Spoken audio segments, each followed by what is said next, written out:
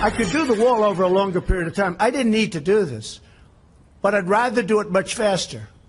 And I don't have to do it for the election. I've already done a lot of wall for the election, 2020.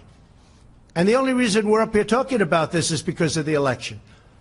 President Trump making his emergency declaration to build a border wall earlier this morning. Let's bring in White House Press Secretary Sarah Sanders. Great to have you on the Daily Briefing on this great day, on a Friday, where it's nice there in Washington, D.C., and the president was able to be in the Rose Garden today, took a lot of questions from the press. Critics of his seizing on this line that I didn't need to do this in regards to the national emergency, and some saying that that will be the opening line of every legal complaint that goes forward. How will you deal with that as press secretary?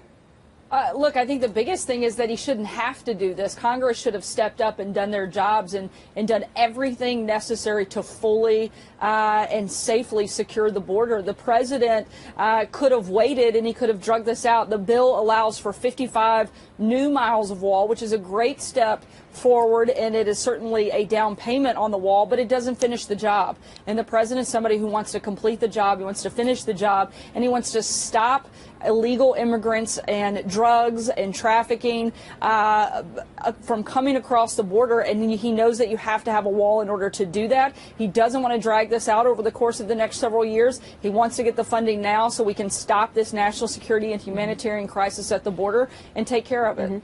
I was remembering, of course, people have played the clip that President Trump was quite critical of President Obama years ago, but I wondered if he's found, now that he's in the Oval Office, he's realized that working with Congress is kind of a pain in the rear, and they might have something in common now. I'm sure that they can probably find a little bit of common ground in the fact that Congress can certainly be difficult to work with. But the difference between President Trump and President Obama is apples and oranges. What President Obama did in 2014 was he completely ignored the Constitution. He violated federal law by opening up the borders, by having mass amnesty, and even providing benefits to illegal immigrants. What the president is doing is actually fulfilling his constitutional duty, fulfilling the oath that he took as president of the United States to protect the people of this country, to secure our country. And there's a very big difference between what the two actions these individuals have done. They're actually opposite when you compare them, and so it's just totally different circumstances. What about the concern from some that say that this could set a terrible precedent in the future? And I thought of former Senator Harry Reid, who basically used the nuclear option on confirmations, and that has led to President Trump being able to confirm two very conservative Supreme Court nominees, and there's a legacy issue there. Any concern on that point? I think the president is going to have an incredible legacy. He's had an amazing 2 years already, historic first 2 years in office, and I think his next 6 years are going to be equally impactful. And I think that the two Supreme Court justices are something that are going to be one of the biggest and best parts of the president's legacy, and certainly one of the most lasting, and something he should never apologize for is pushing forward. The sad part is that he had to do that. He shouldn't have to do that in order to put people. He is the duly elected president of the United States. 63 million Americans came out and supported him and said, I want this person, this man, to choose who the next Supreme Court justice is, who the federal judges are. I want this person to be able to make decisions and impact the day-to-day life of these people. I totally get it. My point only was that Harry Reid had made a decision that now has come back to bite the Democrats, and they have to deal with that. I also wanted to ask you about this because I thought it was very interesting the way the president answered a question about conservatives having, I think, perhaps over-exaggerated influence on the president. This just in from Ann Coulter. This is a tweet from her just now, about an hour ago. She says, this is not Paul Ryan's fault. It's not Mitch McConnell's fault. Trump ran against the GOP and won. Responsibility is 100% his. Do you think the media over-exaggerates the influence that somebody like Ann Coulter has on the White House?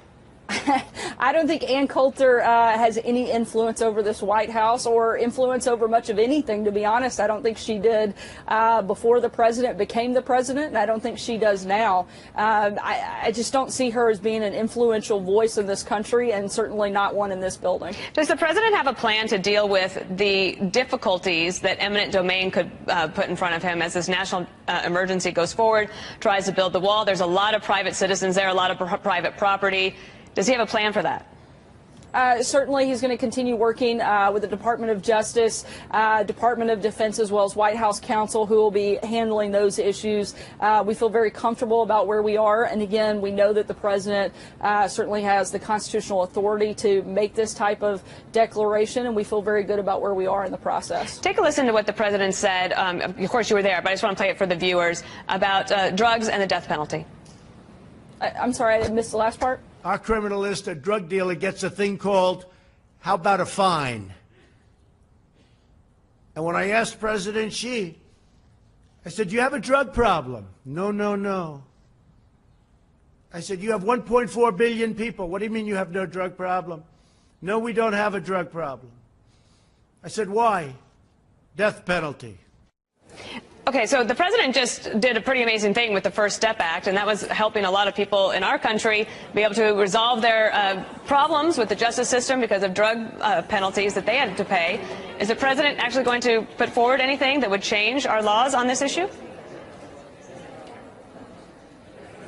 Legislation or executive action the president would take on that front. I think the point he's making is that we have to be tough.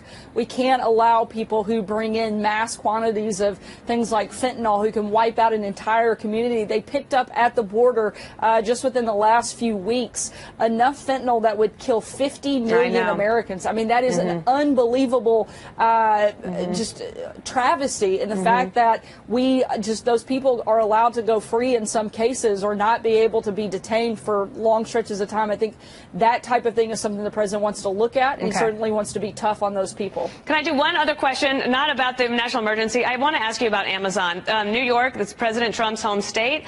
Amazon was going to bring 25,000 jobs to Long Island City. They decided to pull out of that yesterday. Governor Cuomo blamed Mayor de Blasio. Amazon blamed unnamed politicians. New York looks like it's hostile to big business coming in and creating jobs. Does the president have a view on this? Look, I haven't spoken with him directly about that process. I know the president is somebody who loves companies who are creating jobs, and that's certainly a good thing. He's created an environment that has made that possible, which is why we've seen such a massive influx in the number of people that have gone back to work, and we have now more jobs open for people who actually want to work than we've had in decades. So that's something certainly the president supports, but I'm not going to get in the middle of a squabble of Democrat New York politics right now, but I think it'll be fun to watch those folks battle it out for sure. I know. I used to try to avoid Texas politics as much as possible. All right, Sarah Sanders, thanks for joining us. Have a great weekend. You bet. Thanks, Dana. Well, not everybody buys the official story of what happened to Bob Kraft. In the newsroom of Barstool Sports today, its founder Dave Portnoy stood on a water cooler to deliver a rousing speech in Mr. Kraft's defense. He joins us now on our show to tell us what he meant by that. Dave, thanks a lot for joining us. So you don't buy the official account of this at all? Well, I mean, I may buy it. He's categorically denied it, as we just saw. I just think it's unfortunate the way that he's making headlines and the police named his name. The story really is about the sex trafficking, if that's what's going on. Bob Kraft walking into a day spa for a massage, to me, is not a story, and something that I'm guessing I roughly guess 70 to 80% of males do. I have been in a massage parlor. I don't think it's a crime the way they're talking about it. They're dragging this guy's name through like he committed some heinous act. You're the only place I've ever heard where he's clearly not affiliated with any sexual trafficking. He definitely didn't know that. He saw a spa sign. For all we know, he's an elderly gentleman. He had a back issue. He went in, he got a massage, and suddenly he's the headline news. It's irresponsible. Well, but your point earlier today, I agree with you completely. Why are they hassling Bob Kraft? We don't have enough problems in this country? I couldn't agree more. But, I mean, Bob Kraft has also been at odds with some pretty powerful figures in American life, like the commissioner of the NFL. Oh, Tucker, you may be on to thing. They can't beat him on the field. They've had 6 championships in a row. And this misdemeanor suddenly comes up, an 8-month investigation. I wouldn't put it past Roger Goodell to say, I can't beat him fair and square. So this is, I believe they have a word for it called entrapment. So we're going to lure him into the spa, and next thing you know, again, he's getting dragged. And by the way, the police, they say they have names they haven't released that are bigger than this. Well, what kind of Mickey Mouse organization is this? You're picking and choosing how and when you release it? This is a misdemeanor that is legal in Las Vegas, and anybody who's casting a stone here really has got to look in the mirror. Any vice, whether it's drugs, gambling, anything, there's people on the other end of it. So that the whole thing makes me sick that they're tarnishing his name on, again, a day spa. The other side of it, the sex trafficking, that's the story. That's a heinous act. They should investigate that. But what's Bob Kraft have to do with that? No, nothing. But by conflating his name with the term sex trafficking, human trafficking, even soliciting prostitution. Like, right. When I heard that, I figured he was walking down the street, knocking on windows. He went into a day spa. That's a day spa. How do we know that he didn't just think he was getting a massage, which is what it says it is? So you are, I would say, a professional dot connector. You don't take things at face value. You take 3 steps back and you say, how does this connect to other things? Do you think, A, this is an attempt to stop the forward momentum of the New England Patriots, which seem unstoppable, and B, is likely to succeed in doing that? Well, here's where he's screwed up, and Roger Goodell has screwed up multiple times. Every time he tries to take the Patriots down, we use it as bulletin board material.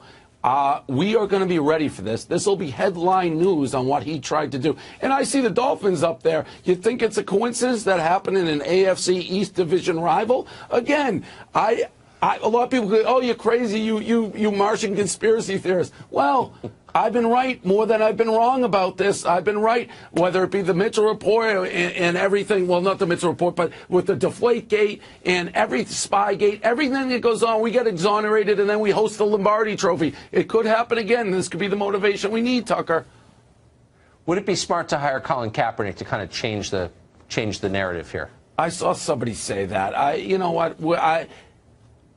It would change the narrative, but I don't know that it would help or hurt. I don't know. That's a whole different discussion for a different day. We still have the best quarterback. We're still going for the most wins of all time. I can't say what our slogan is on these networks, but I'll say we're coming for 7. COMING for 7. That's what we're going to be next year. But it may be a play on words the way we do it. How's that? Might be. It might be, given that it's Barstool Sports. I will say this, as we often note on this show, it's the people who think for themselves, and there aren't many, who see things clearly, and you are in that tiny percentage of Americans who thinks for himself. Dave Portnoy, great to see you. I mean it. Thanks. Always a pleasure.